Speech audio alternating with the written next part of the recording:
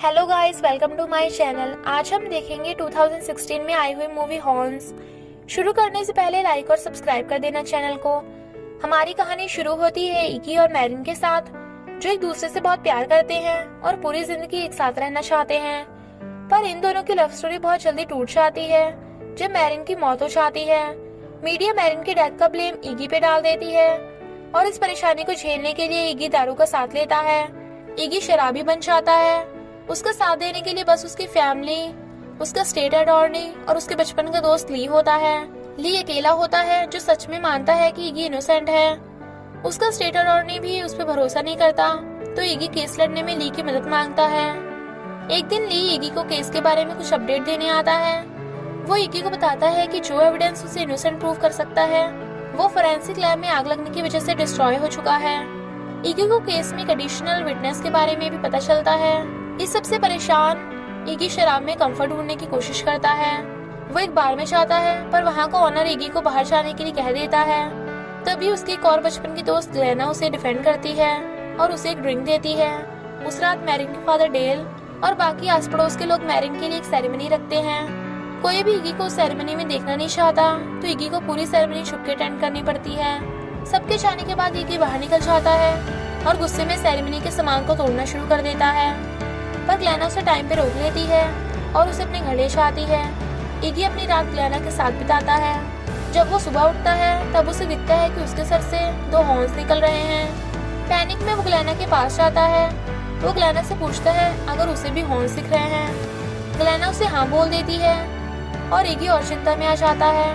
पर ग्लेना को इस बात की कोई चिंता नहीं होती। उससे ज्यादा परेशानी इस बात से होती है कि वो डोनट्स का एक पूरा बॉक्स अकेले खाने वाली है। वो इगी को अपने मन के डार्क थॉट्स बताना शुरू कर देती है।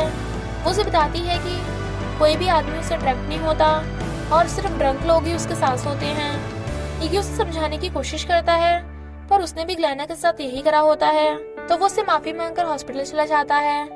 हॉस्पिटल के वेटिंग एरिया में उसे एक और पेशेंट मिलती है जो अपनी बच्ची के साथ होती है। बच्ची चिल्ला रही होती है और उसकी मदर इगी को बताती है कि उसे अपनी बेटी पसंद नहीं है और वो उसके साथ मार पिटाई भी करती है। वो उसे ये भी बता देती है कि उसका एक अफेयर चल रहा है और वो जल्दी अपने पति को डाइवोर्स करने वाली है। कंफ्यूज होकर इगी रिसेप्शनिस्ट के पास रह जाता है, जो इगी को उस बच्ची के बारे में अपने डार्क थॉट्स बताने लग जाती है। इगी परेशान होकर बैठ जाता है और रिसेप्शन बच्ची की माँ को गाली दे देती है। उन दोनों के बीच लड़ाई हो जाती है जिसे इगी रोकने की कोशिश करता है। जैसे वो बच्ची की माँ के मुक्के को रोकता है उसे विजन दिखने लग जाते हैं। वो बच्ची अकेली बैठी रो रही होती है पर उसकी माँ अपने अफेयर में बिजी होती है। बच्ची भी इगी को कन्फेस कर देती है कि उसे अपनी मम्मी पसंद नहीं है। इगी इस इनकाउंटर को बिल्कुल भी समझ नहीं पाता और कंफ्यूज डॉक्टर के पास चला जाता है। क्लिनिक में नर्स इगी के हॉर्न्स को भूल के उसे अपने बॉयफ्रेंड के अफेयर के बारे में बताने लग जाती है। जब डॉक्टर आता है वो भी इगी के हॉर्न्स पे ध्यान नहीं देता और उसे बताता है कि वो अपनी बेटी के दोस्त में इंटरेस्टेड है। परेशान होकर इगी डॉक्टर को उसके हॉर्न्स के बारे में कुछ करने को कहता है और डॉक्टर उसका ऑपरेशन शुरू कर देता है। जब उसे एनेस्थीसिया दिया जाता है तब इगी को अपने बचपन याद आने लग जाता है। उसे अपनी और मैरिन की पहली मुलाकात दिखती है। वो चर्च में अपने नेकलेस से इगी के सर पे लाइट मार रही होती है उसकी टेंशन पाने के लिए। चर्च खत्म होने के बाद इगी उसकी सीट पे जाता है और उसे दिखता है कि मैरिन ने अपना नेकलेस गिरा दिया है और वो टूट गया है। उसे अपने दोस्त और उनके साथ खेलना याद आता है और उसे वो इंसिडेंट दिखता है जब वो ऑलमोस्ट डूबने वाला था। ली ने उसे डूबने से बचाया था। वो ली को मैरिन के नेकलेस के बारे में बताता है और उसकी मदद से नेकलेस को ठीक करता है। ली को भी मैरिन पसंद होती है, तो वो इगी को कहता है कि वो मैरिन को उसका नेकलेस देना चाहता है, पर इगी उसे मना कर देता है। इगी मैरिन को उसका नेकलेस दे देता है और दोनों एक दूसरे से दोस्ती कर लेते हैं। वो दोनों साथ में होते हैं जब इगी को पता चलता है कि ली को पटाखों के साथ खेलते हुए चोट लग गई और वो हॉस्पिटल में है। वो दोनों ली से मिलने चाहते हैं और ली उधर मैरिन को देख के बहुत खुश होता है। इगी मैरिन को जंगल में एक सीक्रेट ट्री हाउस दिखाता है और ये जगह उन दोनों के लिए एक स्पेशल स्पॉट बन जाती है। जब इगी उठता है तो वो देखता है कि डॉक्टर और उसके असिस्टेंट ऑपरेशन करने के बजाय एक दूसरे के साथ लगे हुए हैं। गुस्से में इगी वहाँ से चला जाता है। एक प्रीस्ट से मिलता है।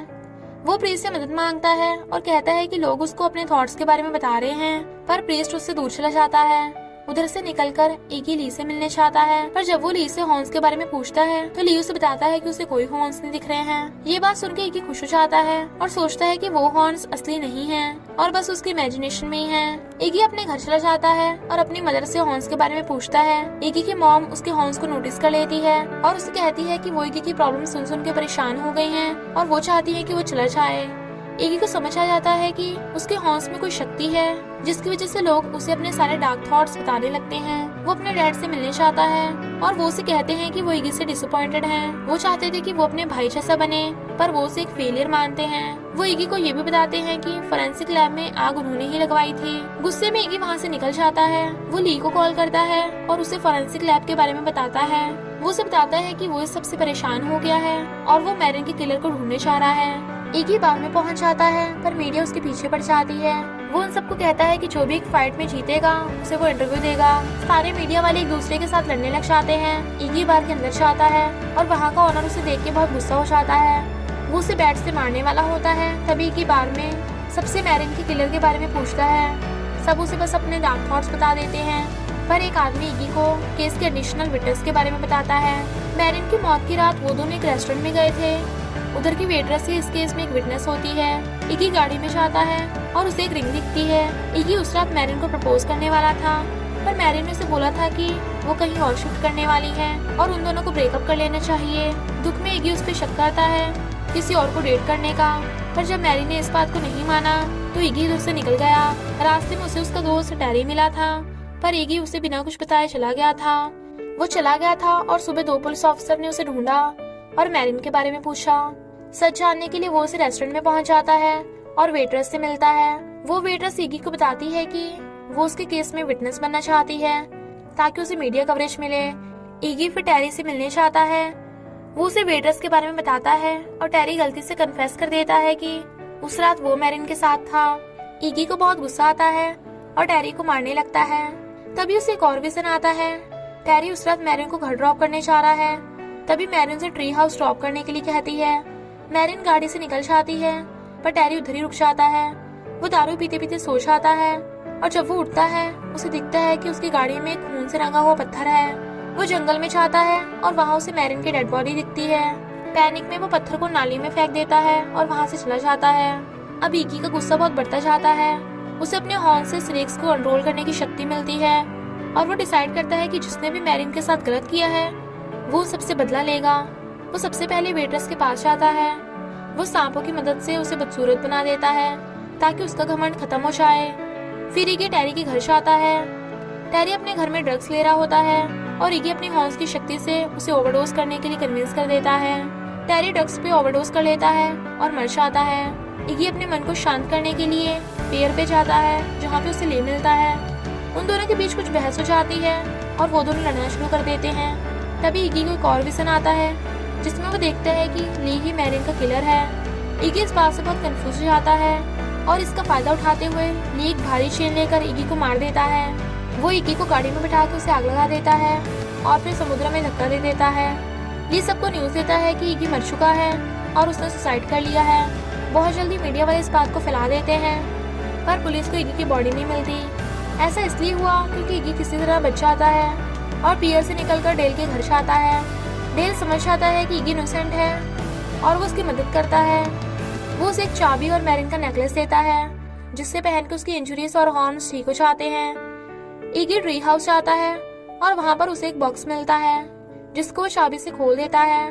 उसमें इगी को एक लेटर मिलता है जो मैरिन ने उसे लिखा होता है। मैरिन बताती है कि उसे एक टर्मिनल इलनेस है। इगी को समझ आ जाता है कि मैरिन उसे सच बताने से डर रही थी, इसलिए एक बहाना बना के उसके साथ ब्रेकअप करना चाहती थी। इगी पुलिस ऑफिसर एरी और टैरी की मदद से ली को पकड़ने की कोशिश करता है। वो ली को ट्री हाउस में बुलाकर उससे कन्फेशन निकाल देता है और एरिक ली को अरेस्ट करने की कोशिश करता है, पर ली उसे अटैक कर देता है और एरिक की गन लेके उसे और टैरी को मार देता है। ली इगी को मारने वाला होता है, पर तभी इगी के विंग्स आ जाते हैं और वो एक शैतान बन जाता है। वो अपनी शक्तियों की मदद से ली से बदला ले लेता है, पर उसे अपनी जान कुर्बान करनी पड़ती है। पर इगी इस बात से खुश होता है क्योंकि जल्दी वो मैरिन के साथ होगा। दी एंड।